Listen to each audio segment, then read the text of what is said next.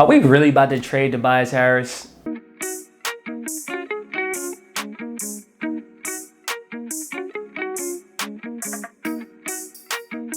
What's up, YouTube, and welcome back to the Sixers Break Room. If you're not already subscribed to the channel, subscribe to the channel. Of course, like this video, follow me on Twitter and Instagram at Sixers Break Room, if Twitter is even around. I heard Twitter might be shutting down, but that's for another time. Let's talk about this rumor that Tobias Harris has been involved in trade talks. It absolutely breaks my heart. I love Tobias Harris. I ain't even gonna lie to you guys. I was looking for a Tobias Harris jersey like 48 hours ago, and now I hear he might get traded. American Express has the jersey insurance for the NFL. I don't know if they have it for the NBA. I mean, I'm heartbroken, guys. I love Tobias Harris. I think Tobias Harris is a very, very, very good NBA player, and I think he gets a bad rap because of the contract. But let's talk about it, because more importantly, you know, and shout out to my brother Raider Honcho. I heard him say this, and it really jumped out to me. My brother Raider Honcho, he's a Raider content creator, and he loves Derek Carr. And a lot of people say that he's a Derek Carr stan, and he said, listen, I don't love Derek Carr more than I love the Raiders. If the Raiders can upgrade that quarterback, I want them to do it.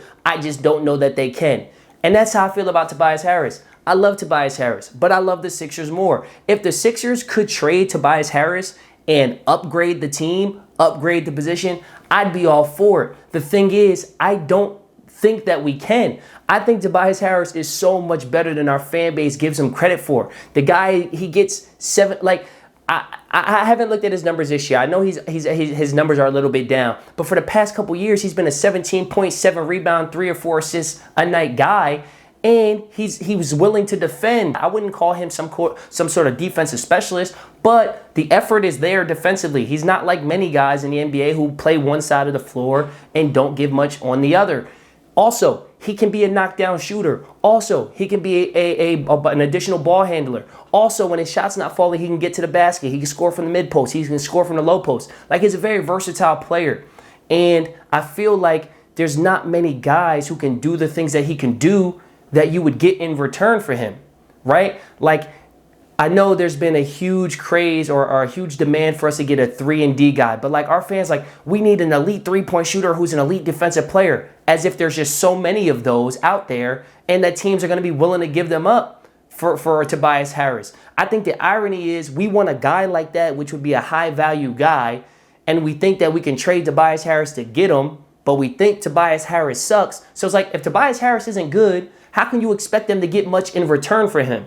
Or he's actually pretty good, and that's why we would get something in return from him. So it's like, it's kind of like ironic. In a way, if he was traded and we were able to get something back of value, it would almost like validate what I've been saying about him. Like, for someone to make that trade, they must think he's pretty darn good and they're willing to take on the contract, or they wouldn't give up these pieces that help us get better.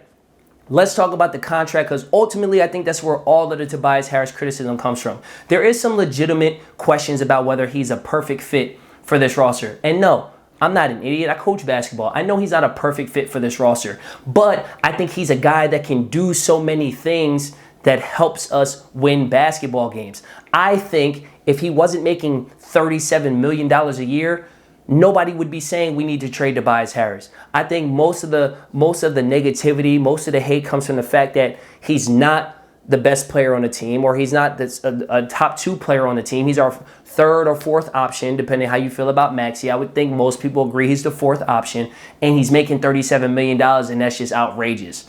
And yes, that is a little outrageous well, not a little bit. That's a lot of bit outrageous if your 4th option is making that much money.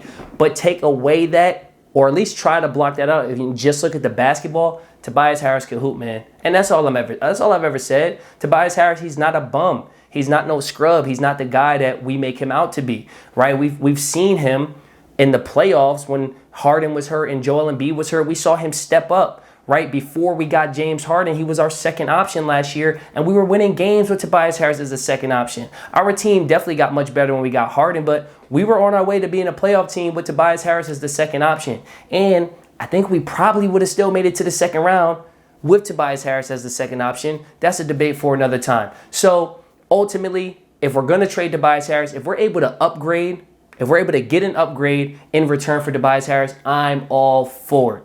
I'm just not sure that can happen. But I want to hear from you guys. So sound off in the comment section below. How do you feel about trading Tobias Harris? Who do you want? Who do you guys think we can realistically get in return for Tobias Harris? Let me know that in the comment section below. If you like the video, subscribe to the channel, follow me on Twitter and Instagram at Sixers Breakroom, and I'm going to see you guys on the next one. Peace.